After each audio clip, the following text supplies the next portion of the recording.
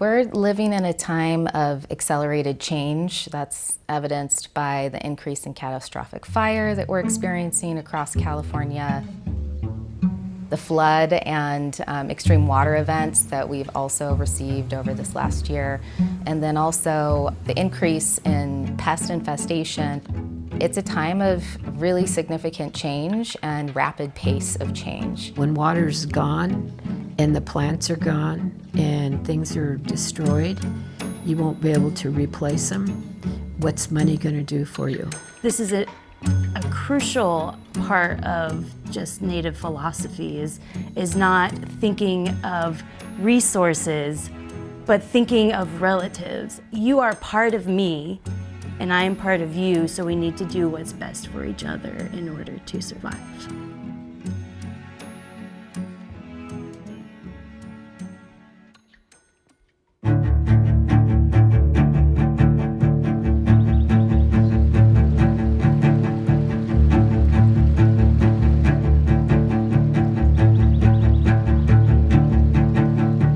Growing up here, going through the creek was always a thing of so much joy to us.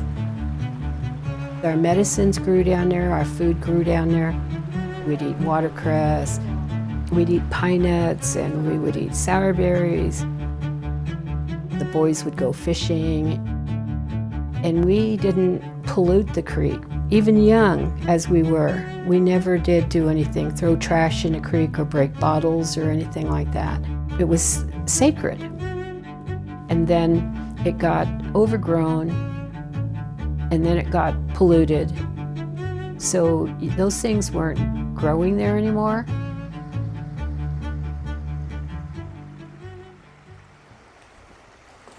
All these native grasses, right here, all these bunch grasses, these are all things that give us a sign and an indication of what used to be here before the blackberry took over. So the Himalayan blackberry is actually from northern Iran. It's also known as Armenian blackberry, and it creates a monoculture. It took over this whole floodplain right here and shaded out any of the understory plants that might be able to come up and grow. You know, they called us Indian givers. Yeah, we are really Indian givers. We give of the land. You know, we give of everything.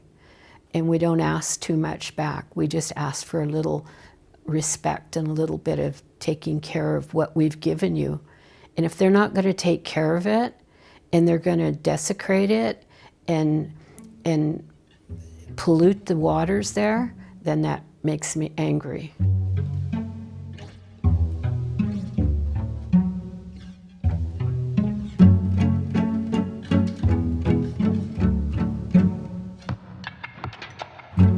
You know, we knew we were a hidden little valley, you know, little Eden a long time ago, and that's why the miners came in.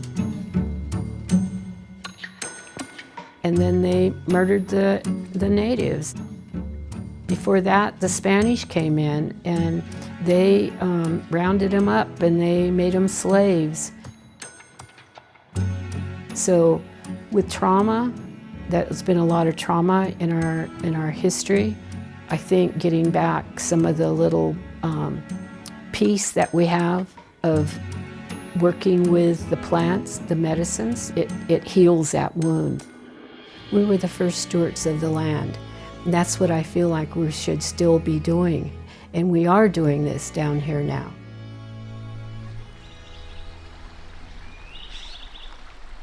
Mariposa Creek is one of the main watersheds in Mariposa County. It's not connected to a major river system, but it collects a large watershed of these lower foothills and drains it down to the Central Valley, running right next to the main town of Mariposa.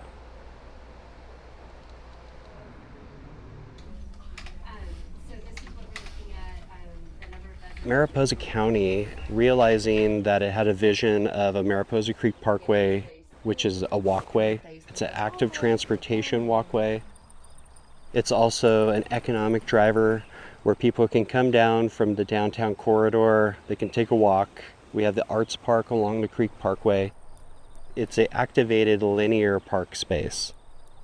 It's a vision that the county has had for a long time, since the 1980s, but has never really kicked off like it has in the last couple of years.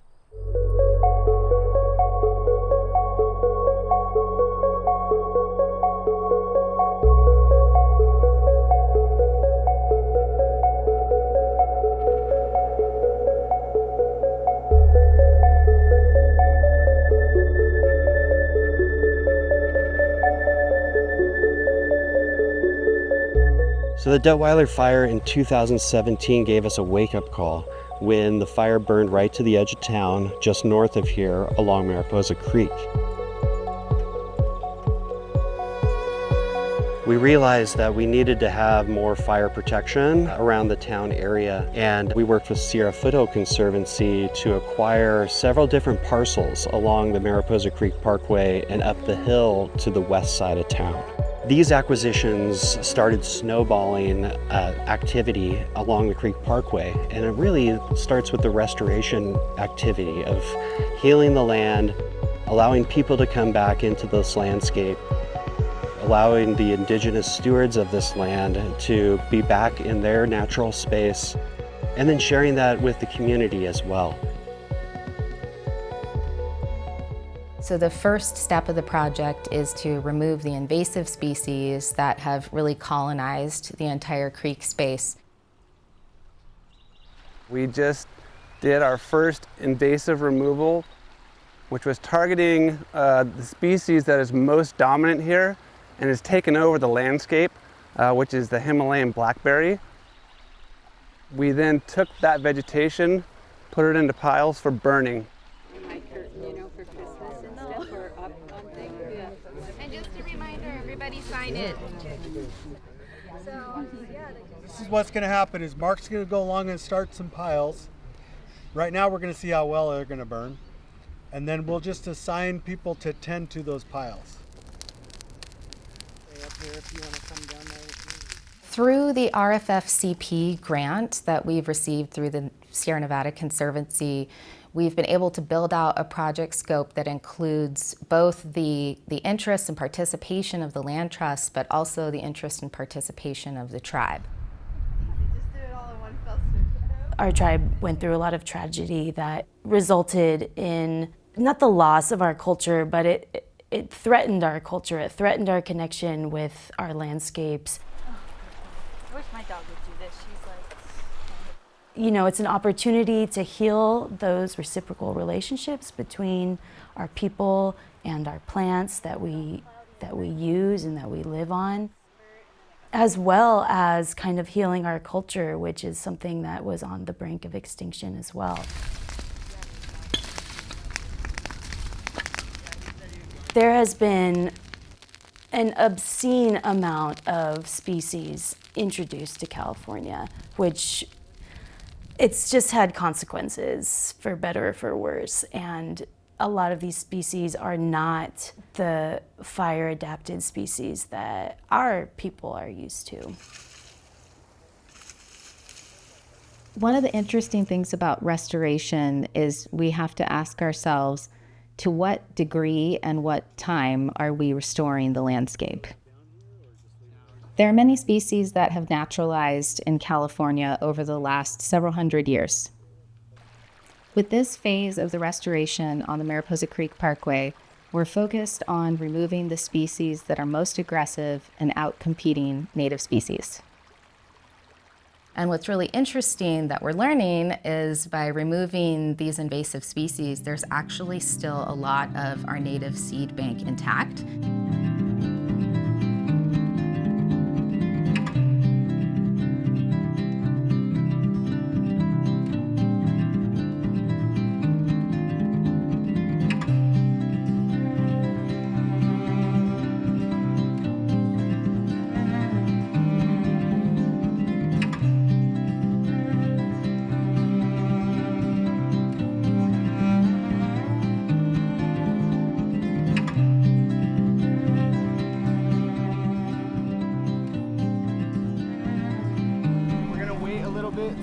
weather to come around, things dry up a little bit more before we light that back corner. But ideally what we're going to do is probably start from the fire up there and bring it down. By partnering with our local tribe, we're also able to reintroduce the traditional practices that were so key to stewarding these landscapes for thousands of years and keeping them in the healthy, beautiful, diverse state that they were before Western people ended up moving into this area. I think what's on everybody's mind right now is wildfire. It's very much this impending threat that as soon as things start to dry out, as soon as the weather gets warm, everybody on the West Coast is thinking about fire and how's it going to affect our community this year. What people don't think a lot about is what's the fire's role in the ecology and why are these fires becoming so intense? And it has a lot to do, of course, with forest management. It has a lot to do with invasive species. It has a lot to do with the hydrology of our state right now. You know, of course, some of that is beyond our control, like drought, but some of them are very much human-induced. And one of the biggest parts of that is the suppression of natural fire and the natural fire regimes.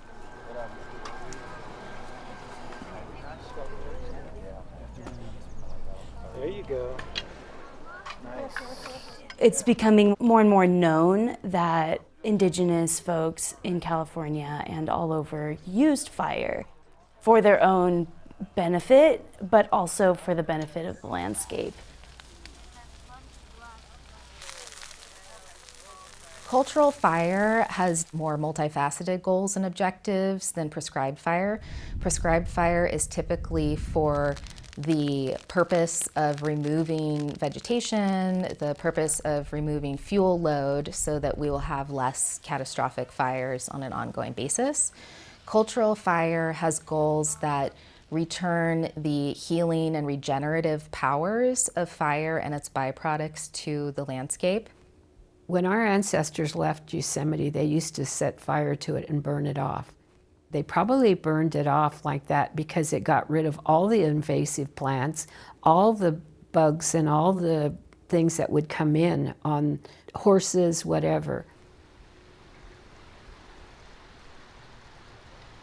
A lot of these plants, they need that. They need to be burnt.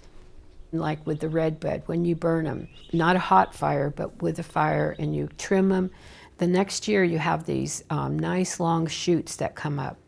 And it's the same way with sour berries too.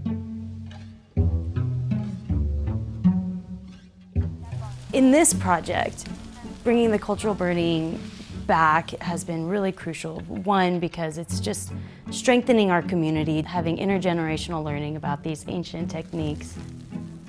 But it's also been really crucial to reintroduce the fire for the health of the landscape.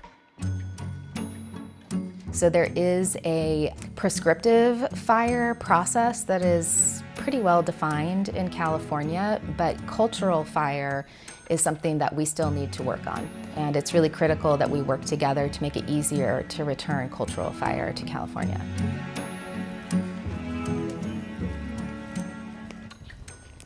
We've developed a planting palette with the tribe, and so they have determined the plants that they would like to see restored and that they would like to have access to for tending and gathering over time.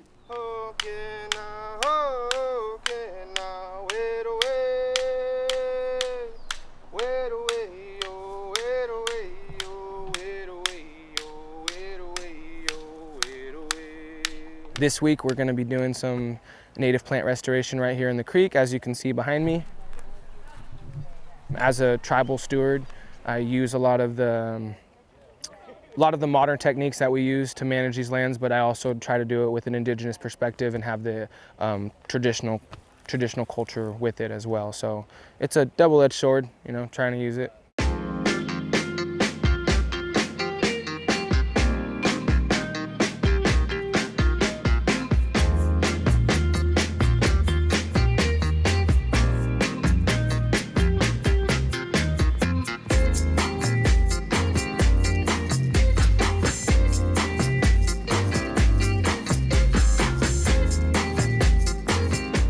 modern problems require modern solutions. So we use those modern solutions to get back to our traditional problems and solutions, so we can use our traditional ways to manage, the land. But as of right now, because of all the mismanagement and stuff, we have to use chainsaws and weed eaters and pole saws, and we got to use what we got to use to get back down to this base level.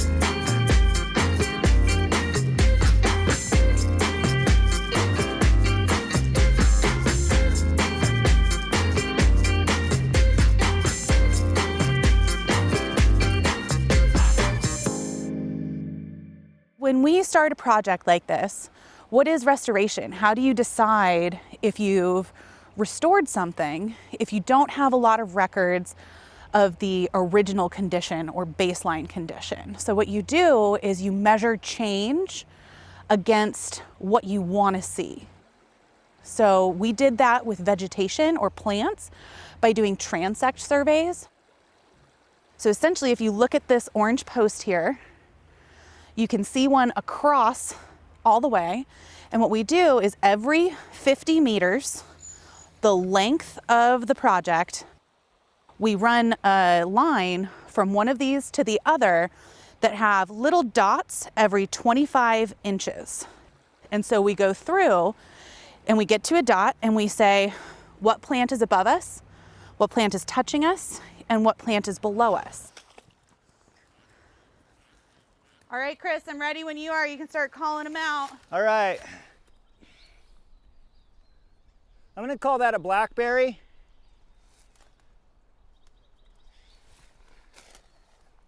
8, we have vetch debris. 17, we've got water. 18, water. 19, water. 20, water. 41, we got fennel, thistle, dead nettle. So these stay through the life of the project, and we'll do them every spring so we can measure change in the types of plants that we're coming across.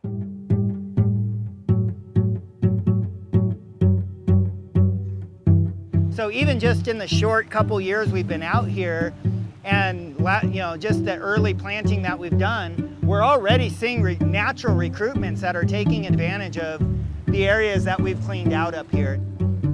We've seen a lot of toads and frogs come back where they were here previously, but we've seen an increase in their occupation of the project site. I've heard coyote down here. There have been a lot more deer. We saw bobcat 3 times this year just because it's opening up. And we've also seen a lot more birds of prey. Recently, we've had a beaver occupying the end of the parkway here in a willow thicket, and we have not seen it in form, but we've seen the chewing on the willow, his construction activities. Guys, come try this. It's really good.